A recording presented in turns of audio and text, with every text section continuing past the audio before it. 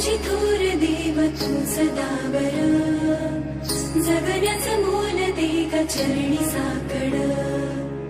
बळ दे ग जिव्हाऱ्यात हेच मागण जगण्याचं मोल दे ग चरणी साकड ये साकड घाली तो गाभाऱ्यात माथा आभाळावरून राहू देर कृपा